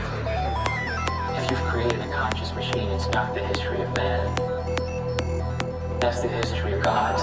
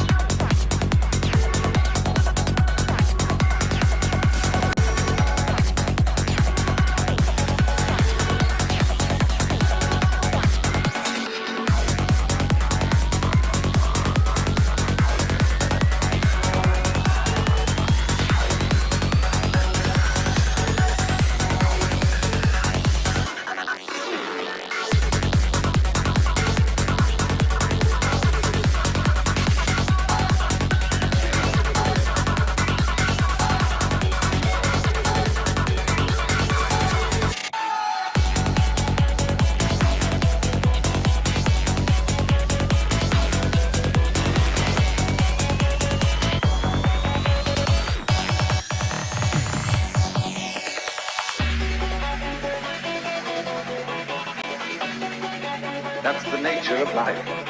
So in this idea then, everybody is fundamentally the ultimate reality.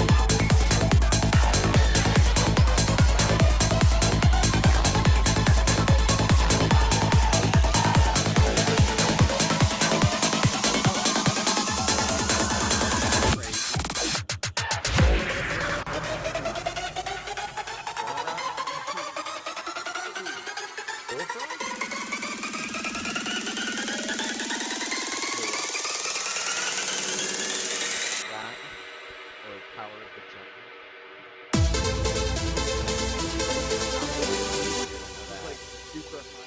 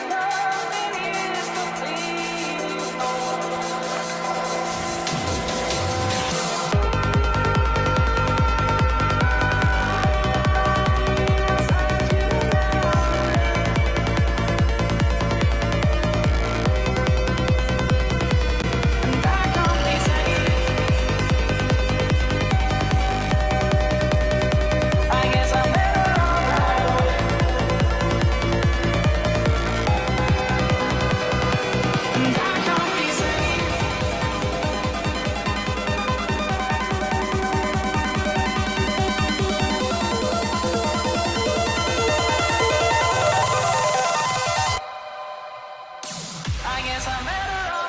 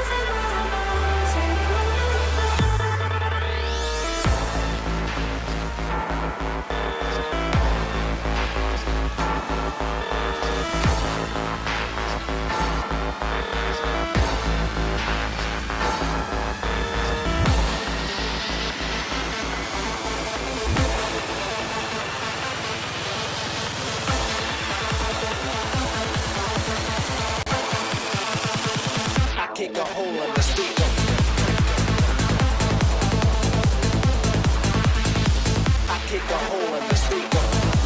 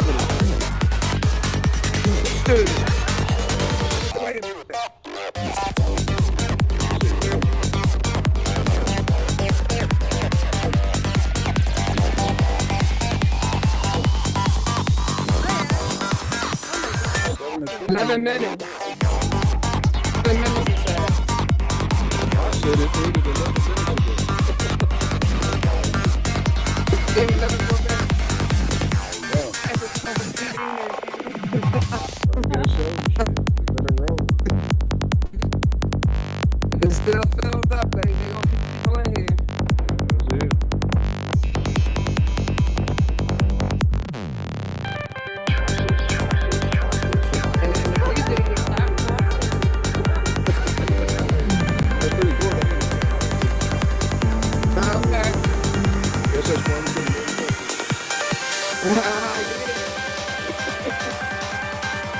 He had it all blocked off.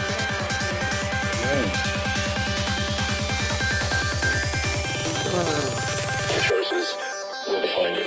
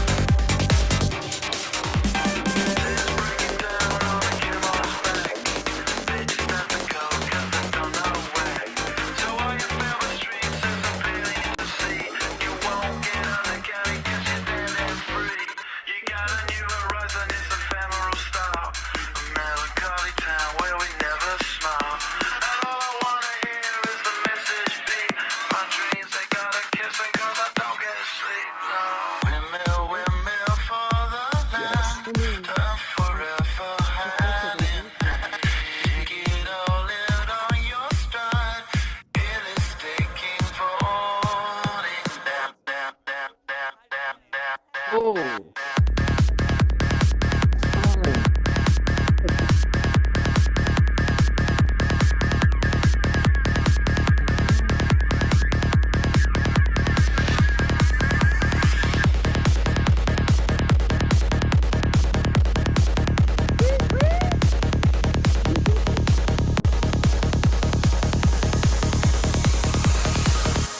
Sorry, I wasn't.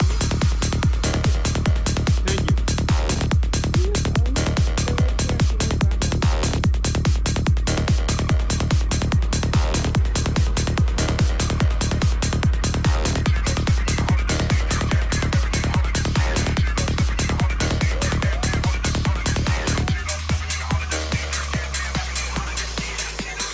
Let's fly, dude.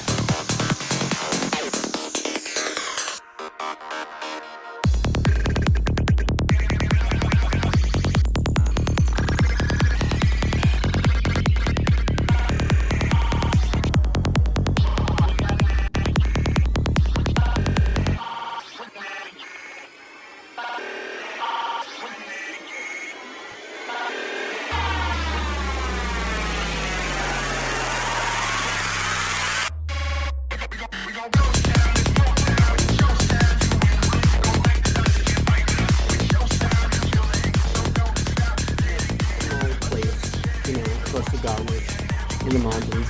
Okay. You know, but very in countryside. Okay, man. My And place. now you're Wow. on site? Okay, problem. Yeah. And now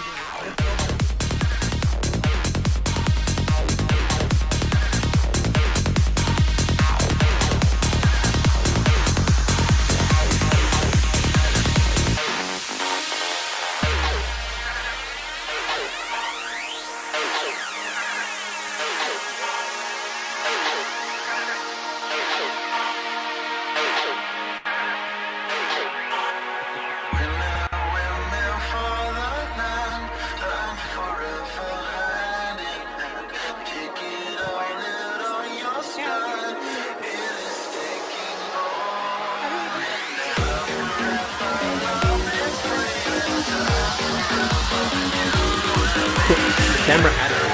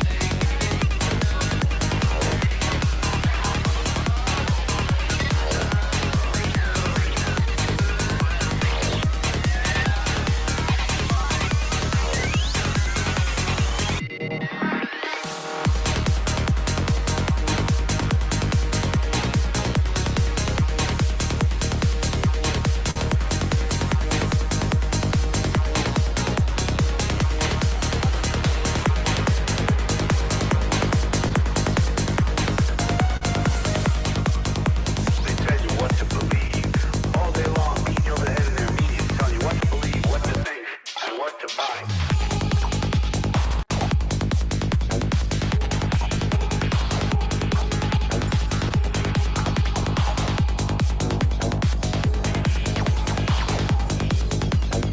or later, the people in this country are going to realize the government does not give a fuck about them. The government doesn't care about you or your children or your rights or your welfare or your safety. It simply doesn't give a fuck about you.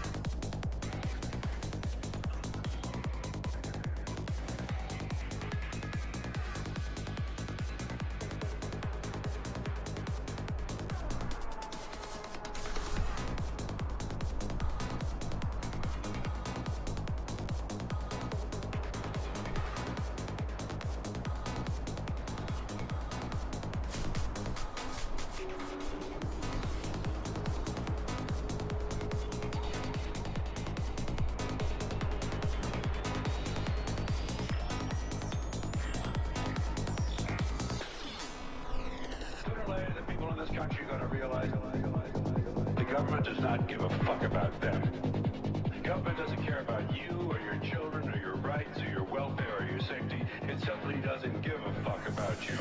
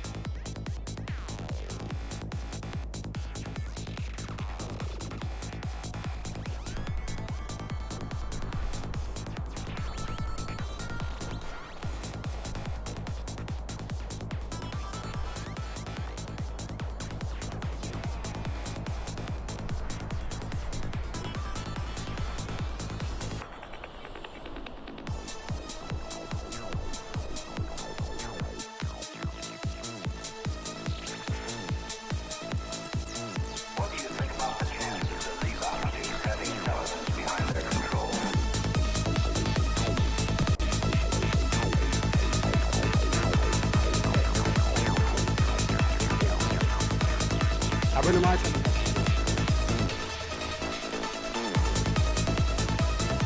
Zijn dit is dat? Wat is het doen, ja?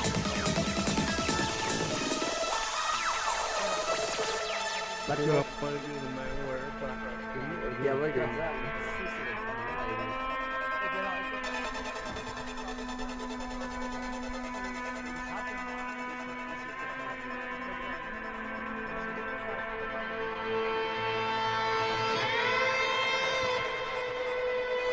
Nee.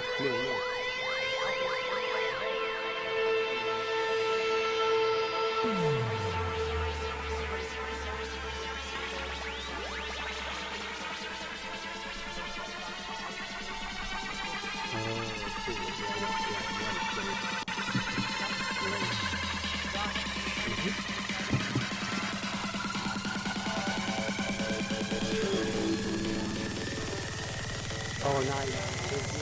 Du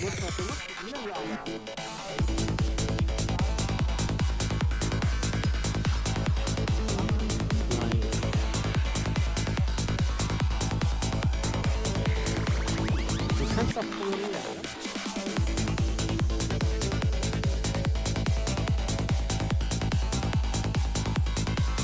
okay, mach das voll. Guck dir noch Frage.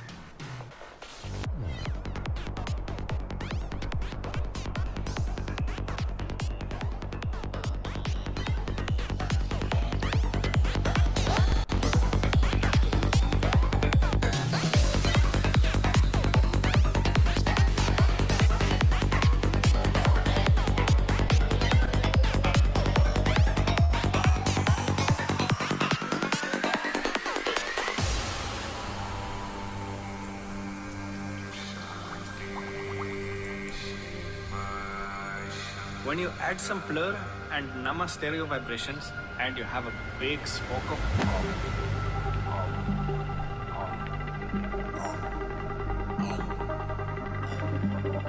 to open your third eye. But why? Why? Why? Why? Why? Why? Why?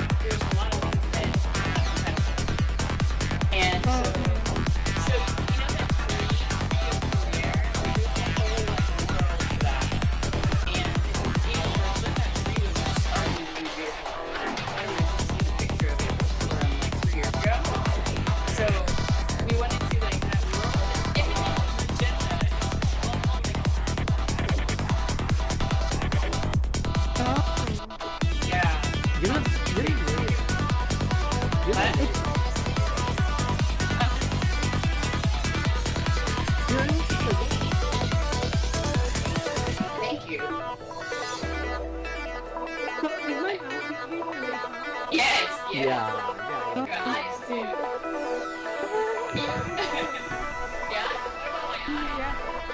Yeah? Are you touching? Yeah, are you touching your head? Yeah. Can you touch your face? My what?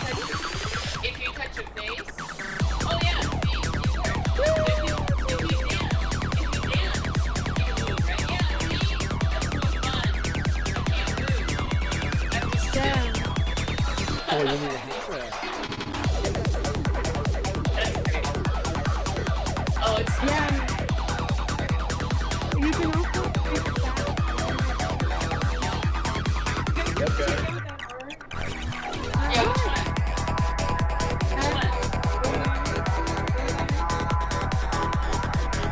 I don't know if you can go. You can only go Yeah, well,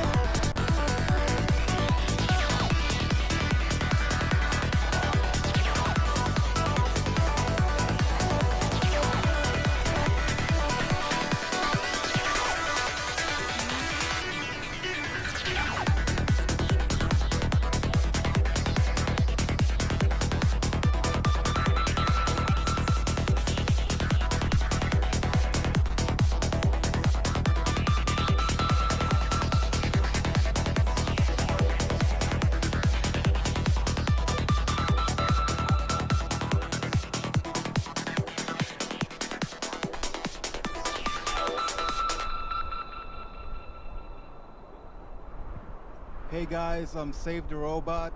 Thank you guys so much for being here tonight. Next year on the playa.